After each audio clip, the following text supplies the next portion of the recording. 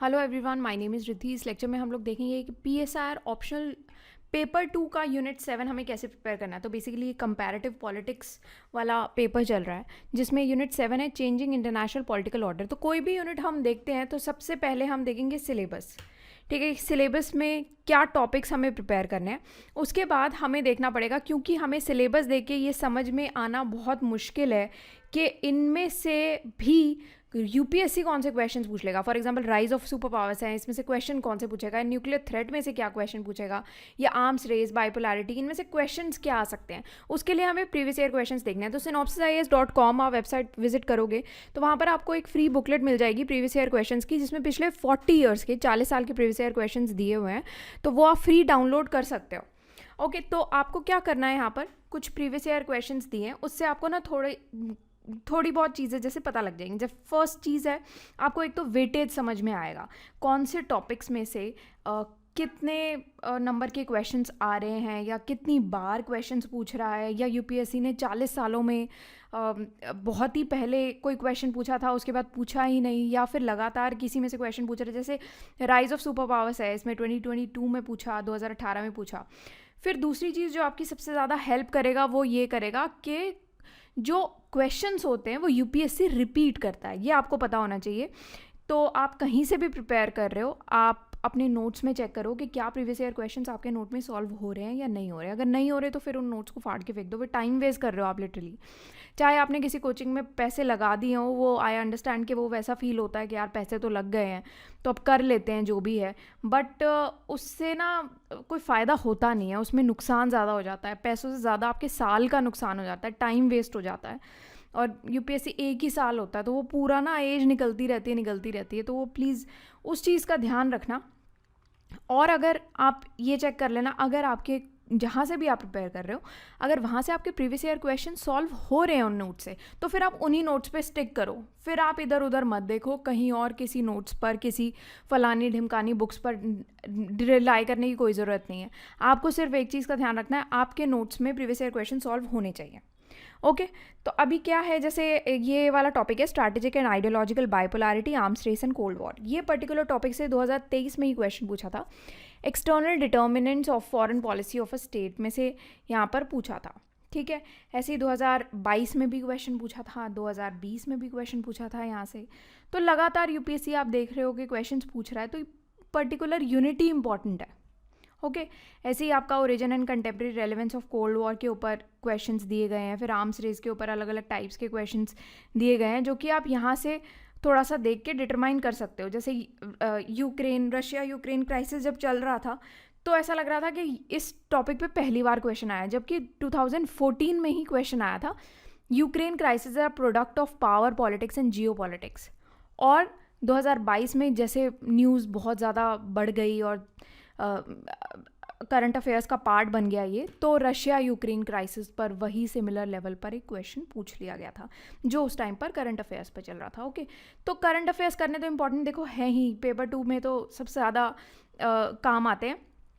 And दूसरी चीज़, जो paper 1 का सेक्शन भी है उसमें भी पॉलिटी वाला जो सेक्शन है उसमें आप थोड़ा सा न्यूज़ वगैरह देखते रहना है उसमें, क्योंकि करंट अफेयर्स ना उसमें से आ जाते हैं, रिपीट होते हैं, तो वो आपको ध्यान में रखना है जब भी आप कर रहे हो। ऐसे ही जो ये पर्टिकुलर टॉपिक है modern state imperialism, colonialism, neo colonialism. अब ये जो पर्टिकुलर टॉपिक है ना, इसमें आप क्वेश्चन यूपीएससी ने पूछा हुआ है बट सिलेबस का पार्ट नहीं है फिलहाल ये वाला पर्टिकुलर टॉपिक।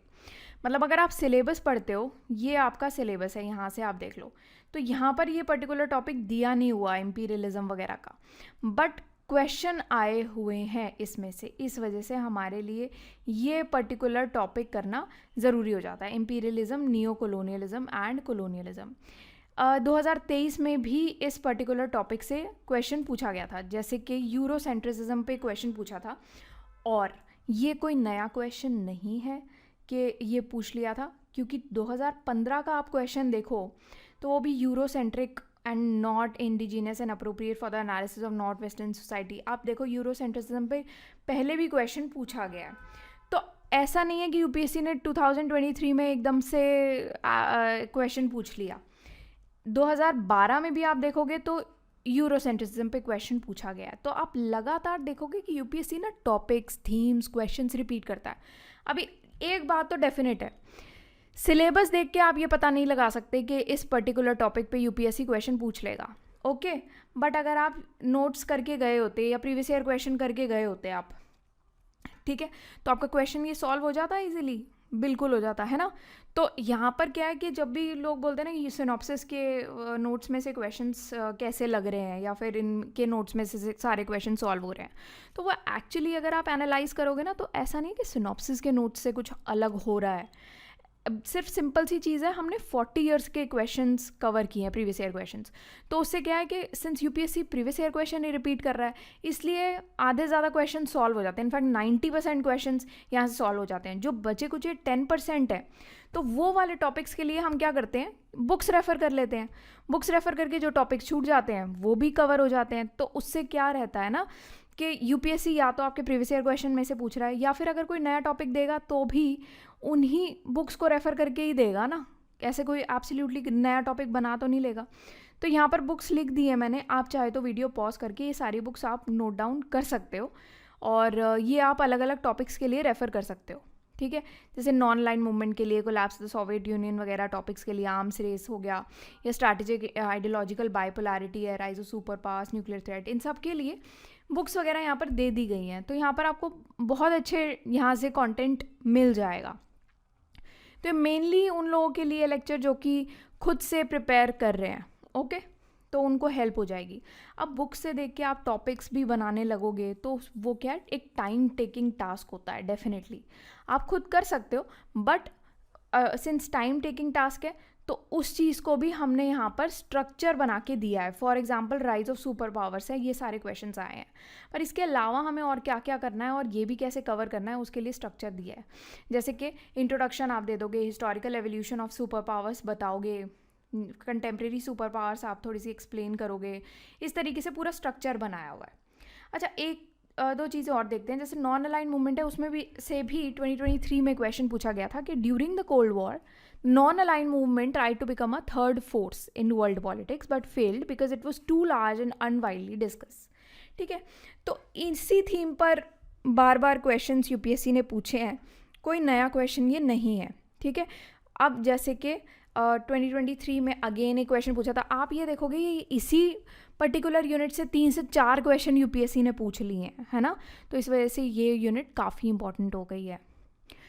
जैसे कि 2023, क्योंकि ये यूनिट में ना थोड़े से करंट अफेयर्स भी बन जाते हैं और बाकी इंपॉर्टेंट टॉपिक्स तो हैं ही। तो 2023 में जैसे पूछा था, various constraints on American hegemony today, which of these are likely to become prominent in the future.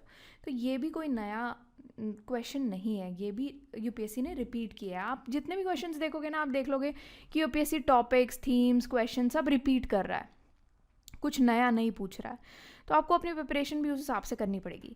तो पहला टॉपिक है, जैसे स्ट्रक्चर के हिसाब से आप राइज ऑफ सुपर पावर्स में कवर करोगे, इंट्रोडक्शन, हिस्टोरिकल एवोल्यूशन वगैरह बताओगे। कंटेम्प्रेरी सुपर पावर्स में आप ये Trump's America's first, Chinese dream on world politics, ये पर्टिकुलर क्वेश्चन कवर करोगे। 2018 का क्वेश्चन था। चाइना के ऊपर जो क्वेश्चंस पूछे गए हैं वो यहाँ पर दिए गए हैं। 2022 का क्वेश्चन है, 92 का क्वेश्चन है, वो यहाँ पर आप लिख सकते हो। रशिया के ऊपर कोई क्वेश्चन तो नहीं पूछा है, बट इम्पॉर्टेंट सुपर पावर है, तो इस वजह से आप यहाँ पर अपने तरफ से ये कवर करके चलोगे, ओके। एक चीज़ आपको ध्यान रखनी है कि जैसे अभी मैं आपको बता रही हूँ ये सारी चीज़ें, तो आपको ऐसा अगर लग रहा है कि आपको लिखना है तो वीडियो पॉज करो और आप लिख सकते हो उस चीज़ को, ठीक है, या फिर स्क्रीनशॉट्स लेके रख सकते हो, जो भी आपको ठीक लगे। फिर next, changing dynamics in the international political order, ये आप कवर कर सकते हो, जिसमें आप पैक्स अमेरिकाना, ये पर्टिकुलर टॉपिक आपका 91 का क्वेश्चन आया था, वो कवर हो जाएगा। फिर टेक्नोलॉजिकल एडवांसमेंट आ जाएंगी, जिसमें आप साइबर पावर, इंफॉर्मेशन वॉरफेयर वगैरह ये सारी चीज़ें बताओगे। अच्छा, एक चीज़ और है, किसी को अगर ये प्रीवियस ईयर क्वेश्चन सॉल्व नहीं करने, जैसे अभी आप 24 का या 25 का एग्ज़ाम दे रहे हो 2025 में या 24 में, तो इसमें क्या है ना, अभी आपके पास टाइम कम है ऑलरेडी। तो अगर टाइम कम है तो मैं आपको ये सजेस्ट कर सकती हूँ कि आप सिनॉप्सिस ज्वाइन कर सकते हो, बिकॉज हम लोग वन स्टॉप सोल्यूशन प्रोवाइड कर रहे हैं। अगर आप 26 के लिए प्रिपेयर कर रहे हो तो फिर आपको खुद से प्रिपरेशन करनी चाहिए, क्योंकि फिर आप लिख के देखोगे, आपके पास टाइम भी है और वो चीज़ें माइंड में बैठती हैं। पर अभी ना ऑनेस्टली बता रही हूँ, आपके पास इतना टाइम नहीं है जेन्युइनली, क्योंकि 40 ईयर्स के प्रीवियस ईयर क्वेश्चंस करना, पहले लिखना उसको, फिर प्रैक्टिस करना, फिर उसको आपको रिवाइज भी करना पड़ेगा ना याद करके, तो वो ना बहुत टाइम टेकिंग टास्क हो जाएगा। आप ट्राई खुद से कर सकते हो और ऐसा कुछ भी नहीं है इसमें कि जो आप खुद से नहीं कर सकते, बस एक टाइम वाली बात है, वो आप बचा सकते हो इसमें। तो हम लोगों ने बेसिकली प्रीवियस ईयर क्वेश्चन सारे कवर किए हैं और ये स्ट्रक्चर के हिसाब से सारा कंटेंट बनाया हुआ है जो कि आप अभी देख ही रहे हो, ठीक है। तो इस हिसाब से ही आपका पूरा कंटेंट चलेगा।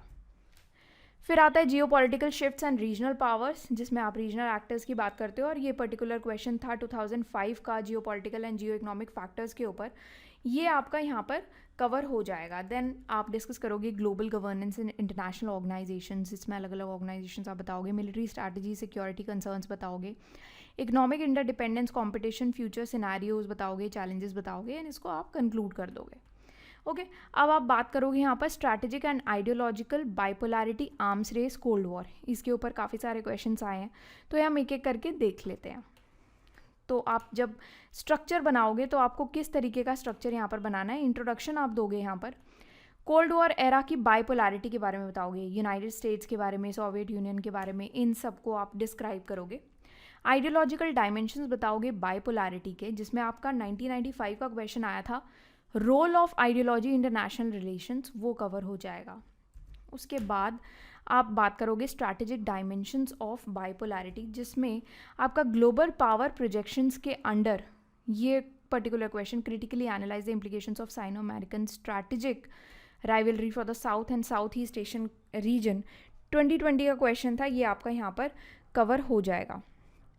फिर changing dynamics in the post cold war era, तो इसमें आप कोल्ड वॉर का जब एंड हुआ था, देन कोलैप्स हो गया था सोवियत यूनियन, यूनिपोलैरिटी में ट्रांजिशन हुआ था, तो उसके रिलेटेड यहाँ पर क्वेश्चन दिया गया है। 2022 का क्वेश्चन है, bipolar structure of the world is more stable than the multipolar one.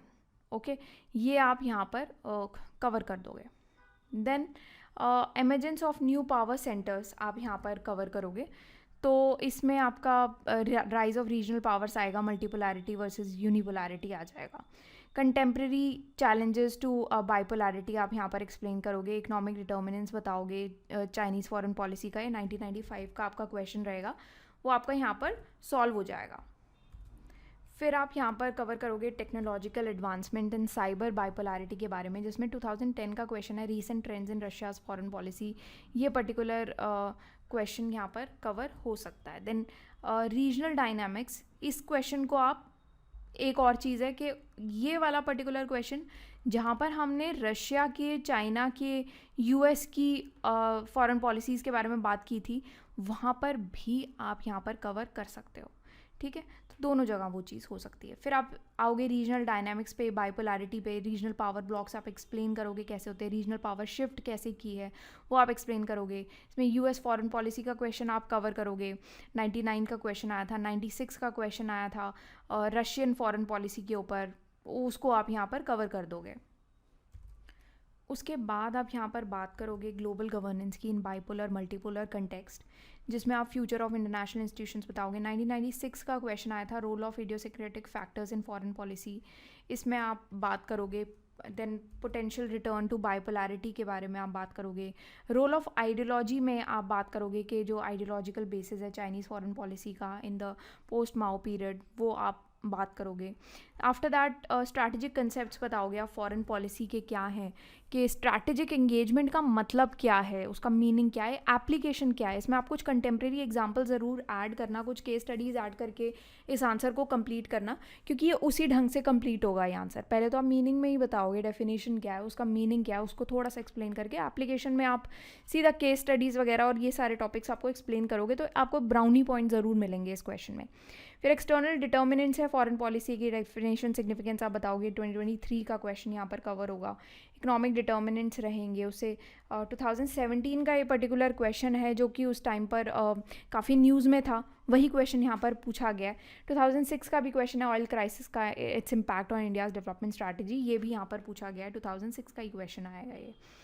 फिर इंडिविजुअल्स एंड फॉरेन पॉलिसी का क्वेश्चन है, 1991 का क्वेश्चन यहाँ पर कवर होगा कि domestic factors influence the foreign policy of the country, USA के कंटेक्स में ये बात की गई है। Mister x in international politics क्या है, इसको आपको एक्सप्लेन करना है, 2014 का ये पर्टिकुलर क्वेश्चन है। आफ्टर दैट आप इसको कंक्लूड कर दोगे। फिर आता है origin and contemporary relevance of the cold war, nature of post cold war, global order. ये पर्टिकुलर टॉपिक आएगा जिसमें अगेन जो क्वेश्चंस है वो देख लेते हैं। इंट्रोडक्शन आप दोगे, ओरिजिन बताओगे कोल्ड वॉर का क्या है, जिसमें आप बताओगे rise and fall of the cold war, 2016 का क्वेश्चन है, ये यहाँ पर कवर हो जाएगा इस पर्टिकुलर हेडिंग के अंडर। फिर nature of the cold war आप बताओगे, जिसके अंडर अगेन 2004 का क्वेश्चन है, ये पर्टिकुलर क्वेश्चन यहाँ पर कवर हो जाएगा, जिसमें क्यूबन मिसाइल क्राइसिस के बारे में बात की थी 1962 की। तो यहाँ पर एक सुपर पावर रिलेशंस का एक इंस्टेंस था ड्यूरिंग कोल्ड वॉर पीरियड, ये आप यहाँ पर एक्सप्लेन करोगे। फिर कंटेम्प्रेरी रेलेवेंस क्या है कोल्ड वॉर की, इसमें आपके दो क्वेश्चंस कवर हो जाएंगे। 2003 का क्वेश्चन है, do you think cold war still exist after the disintegration of the Soviet Union. And 2013 का क्वेश्चन है, what does the pace of nuclear proliferation in post cold war suggest. फिर changing international political order particular topic आता है, 2013 का यहाँ पर question cover होता है, major changes in the international political economy in the post cold war period. Okay, after that post cold war global order कैसा रहता है, ठीक है, उसमें आप non proliferation of nuclear weapons in the post cold war period, उनका evolution बताना है। 2016 का क्वेश्चन यहाँ पर कवर होगा। 2011 का क्वेश्चन भी यहाँ पर कवर होगा, India's policy in post cold war era it's tilted towards pragmatism and wisdom. 2007 का क्वेश्चन आएगा post cold war global order का, वो पर्टिकुलर क्वेश्चन भी यहाँ पर कवर होगा। देन 1998 का क्वेश्चन है, role of rim countries of the Indian Ocean post cold war era के दौरान पूछा हुआ है, तो ये पर्टिकुलर क्वेश्चन भी कवर हो जाएगा। फिर कंटेम्प्रेरी जियोपॉलिटिकल चैलेंजेस जो भी रहेंगे वो आप एक्सप्लेन करोगे एंड कंक्लूड कर दोगे। फिर आर्म्स रेस पर क्वेश्चंस पूछे हुए हैं, रशिया यूक्रेन क्राइसिस में, क्यूबन मिसाइल क्राइसिस में, Afghan civil war, Gulf war, ये सारे। तो इसमें आप इंट्रोडक्शन दोगे, हिस्टोरिकल पर्सपेक्टिव बताओगे आर्म्स रेसेस पर, जिसमें आपका ये जो 2001 का पर्टिकुलर क्वेश्चन है क्यूबन मिसाइल क्राइसिस का, ये क्वेश्चन कवर हो जाएगा। Then the post cold war era में 2007 का क्वेश्चन आएगा, Afghan civil war gave the US a long awaited upper hand in south Asia, elaborate, ये कवर होगा। देन अफगान सिविल वॉर पे एक और क्वेश्चन पूछा था 2002 में, वो पर्टिकुलर क्वेश्चन भी यहाँ पर कवर हो जाएगा। सिमिलर क्वेश्चंस हैं तो आप सिमिलर लाइंस पे इसको कवर कर लोगे। मल्टीपोलैरिटी एंड न्यू डायनामिक्स पर क्वेश्चन पूछा गया है, तो यहाँ पर 2022 का क्वेश्चन है या रशिया यूक्रेन क्राइसिस पर, वो आप यहाँ पर कवर कर लोगे। देन 2014 का भी क्वेश्चन आया था यूक्रेन क्राइसिस पर, अगेन आप इसको कवर करोगे। फिर economic factors and arms buildup, इस पर 2008 का क्वेश्चन कवर हो जाएगा आपका WMD का, कि growth and possession of WMD has seriously undermine international security discuss करना है, ठीक है, वेपन्स ऑफ मास डिस्ट्रक्शन के ऊपर ये पर्टिकुलर क्वेश्चन पूछा गया, आपको यहाँ पर ये डील करना है। फिर कंटेम्प्रेरी चैलेंजेस एंड अपॉर्चुनिटीज़ हैं जिनमें आप cyber warfare, revolution of non traditional threats, diplomacy, international organisations वगैरह के बारे में बताओगे। एंड यहाँ पर आप ये दोनों क्वेश्चंस भी कवर करोगे इन चैलेंजेस पर, एब्सोल्युटली आप इसको चैलेंजेस वाले पार्ट में कवर कर दोगे, गल्फ क्राइसिस को, Iraq after the Gulf war. Then arms control disarmament efforts कौन से लिए गए हैं बताओगे, फ्यूचर प्रॉस्पेक्ट्स बताओगे एंड कंक्लूड कर दोगे। फिर न्यूक्लियर थ्रेट पर काफ़ी सारे क्वेश्चंस पूछे गए हैं, जिसमें आप इंट्रोडक्शन दोगे, हिस्टोरिकल कंटेक्स्ट बताओगे, इसका post cold war nuclear landscape बताओगे, जिसमें 2007-2009 के क्वेश्चंस हैं, वो कवर हो जाएंगे, ठीक है। देन आफ्टर दैट यहाँ पर multipolarity and new nuclear dynamics कैसे बने हैं, कौन से नए ग्लोबल प्लेयर्स आए हैं, क्या टेक्नोलॉजिकल एडवांसमेंट हुई है, डेटरेंस स्ट्रैटेजीज़ में क्या चेंज आया है। तो यहाँ पर आपका 2012 का जो क्वेश्चन है न्यूक्लियर डेटरेंस का, वो भी यहाँ पर कवर हो जाएगा। फिर रीजनल न्यूक्लियर हॉटस्पॉट्स कौन से हैं, यहाँ पर आप 2010 का क्वेश्चन है, emergency of nuclear weapons free world, ये पर्टिकुलर क्वेश्चन आप कवर कर सकते हो। यहाँ पर आप थोड़ा सा इसको आप न्यूक्लियर हॉटस्पॉट्स को कवर करते हुए इसके ना एक अच्छे जोन में आप जा सकते हो कि कैसे एमरजेंस हुआ था एक न्यूक्लियर वेपन्स फ्री वर्ल्ड का, उसके प्रॉस्पेक्ट्स क्या है, कैसे एमरजेंस हो सकता है उसका, ठीक है। फिर इकोनॉमिक फैक्टर्स न्यूक्लियर प्रोलिफरेशन आप बताओगे, जिसमें आप कवर करोगे अलाइंसेस वगैरह क्या होते हैं, एंड देन पावर पॉलिटिक्स में क्या रोल है, न्यूक्लियर एज में इनका क्या रेलेवेंस है, टेक्नोलॉजिकल चैलेंजेस आप बताओगे, इंटरनेशनल कोऑपरेशन बताओगे, इसमें आप डिप्लोमेसी के बारे में बात करोगे, यहाँ पर न्यूक्लियर डिप्लोमेसी के अंडर आप कवर करोगे कि डिप्लोमेसी का रेलेवेंस क्या है न्यूक्लियर एज में। ये 1999 का क्वेश्चन आपका यहाँ पर कवर हो जाएगा। फिर रीसेंट डेवलपमेंट्स क्या क्या हुई हैं न्यूक्लियर डेटरेंस के मेजर्स के लिए, तो वो सारे यहाँ पर कवर हो जाएंगे। जैसे 2019 का क्वेश्चन है utility of nuclear deterrence theory का in the context of recent stand off between India Pakistan. तो 2019 में ये न्यूज़ चल रही थी, तो उसी पर्टिकुलर कंटेक्स्ट में ये क्वेश्चन पूछ लिया गया है। 2017 में भी क्वेश्चन पूछा था, advance missile technology and nuclear threat by North Korea has challenge American hegemony in South East Asia. ये पर्टिकुलर क्वेश्चन यहाँ पर कवर किया हुआ है। फ्यूचर प्रॉस्पेक्ट्स एंड सिनेरियोज आप मेंशन करोगे, देन आफ्टर दैट आप यहाँ पर कंक्लूड कर दोगे। फिर आता है आपका इंपीरियलिज्म, कोलोनियलिज्म, नियो कोलोनियलिज्म वाला पर्टिकुलर टॉपिक आ जाता है, जिसमें आप इंट्रोडक्शन दोगे, इंपीरियलिज्म बताओगे, जिसमें आप कल्चरल इंपीरियलिज्म वाले 2 क्वेश्चंस पूछे गए थे। 1993 में भी ये क्वेश्चन पूछा था, 1997 में भी क्वेश्चन पूछा था, बिल्कुल word to word question repeat किया हुआ है, ये आपके यहाँ पर कवर हो जाएंगे। कोलोनियलिज्म पर क्वेश्चन पूछा था, फिर न्यू कोलोनियलिज्म अगेन 1991 में भी क्वेश्चन पूछा था, 1998 में भी क्वेश्चन पूछा था, सेम क्वेश्चन पूछा हुआ है, वर्ड टू वर्ड रिपीट किए गए हैं। फिर यूरोसेंट्रिसिज्म पे यूपीएससी ने 2023 में भी क्वेश्चन पूछा था, 2015 में भी पूछा, 2012 में भी पूछा, ये सारे क्वेश्चंस यहाँ पर कवर हो जाएंगे। After that intersectionality of the concepts, मतलब कि Eurocentrism, neo colonialism, imperialism, colonialism, इनका कैसे इंटरकनेक्टेड कैसे हैं, ये आपको एक्सप्लेन करना है।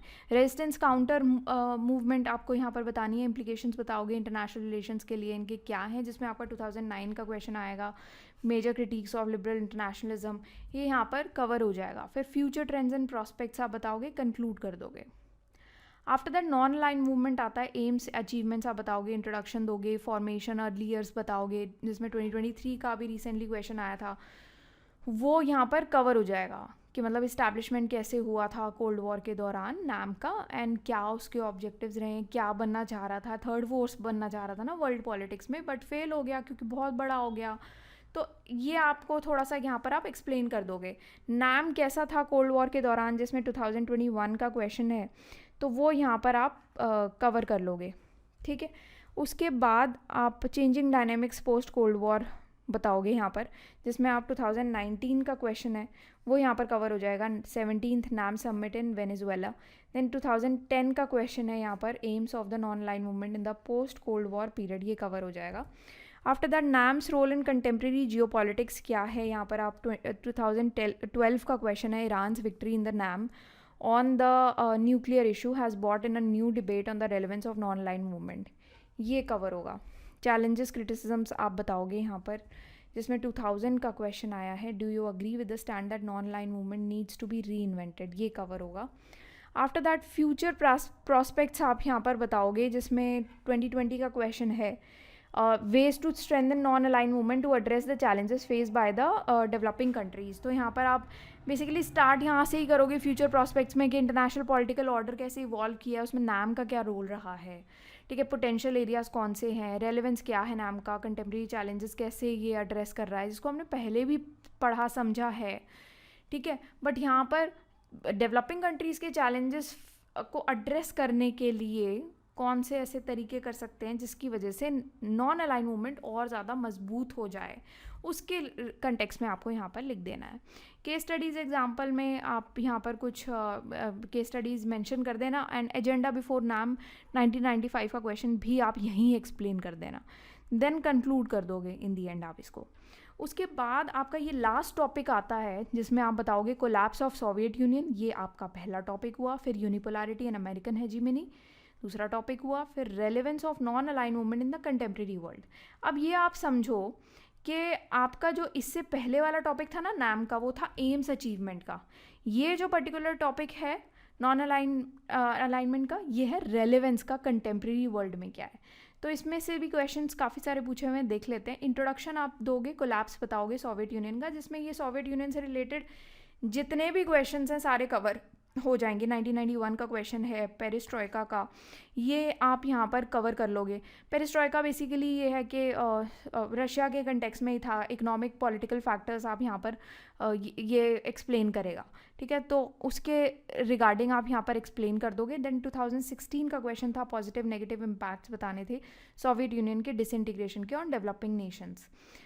2015 का क्वेश्चन था कोलैप्स ऑफ सोवियत यूनियन के ऊपर एंड इम्पैक्ट बताना था इंटरनेशनल पॉलिटिक्स का। 2004 का क्वेश्चन था collapse of Soviet Union and उसका इम्पैक्ट बताना है इंटरनेशनल पॉलिटिक्स पर। फिर 1992 का क्वेश्चन था again collapse of Soviet Union and उसका थ्रेट ऑफ न्यूक्लियर प्रोलिफरेशन पर।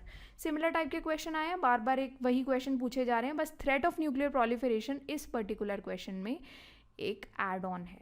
ओके फिर यूनिपोलैरिटी अमेरिकन हेजिमनी है, जिस पे काफ़ी सारे क्वेश्चंस पूछे हैं, जिसमें 2021 का क्वेश्चन आपका यहाँ पर कवर हो जाएगा, decline of USA as hegemon. Then 2013 का क्वेश्चन आएगा challenges to American hegemony in post Soviet world. 2023 का क्वेश्चन यहाँ पर कवर होगा constraints on American hegemony today. Then 2008 का हेजिमोनिक स्टेबिलिटी के ऊपर आपको बात करनी है, जिसमें आप सीधा सीधा हेजिमोनिक स्टेबिलिटी ही एक्सप्लेन करोगे, उसका कंसेप्ट आपको बताना है। फिर नॉन अलाइनमेंट कंटेम्प्रेरी वर्ल्ड में कैसी चल रही है, जिसमें आप ओवरव्यू दोगे सबसे पहले तो नॉन अलाइन मूवमेंट का, कि कैस पोस्ट कोल्ड वॉर एरा में कैसी थी नॉन अलाइन मूवमेंट। देन 2013 के मेजर फीचर्स आप बताओगे नॉन अलाइन मूवमेंट का 2.0 डॉक्यूमेंट के हिसाब से। 2013 का एक क्वेश्चन कवर होगा। आफ्टर दैट 2005 का क्वेश्चन है रेलेवेंस क्या है नॉन अलाइनमेंट का पोस्ट कोल्ड वॉर एरा में।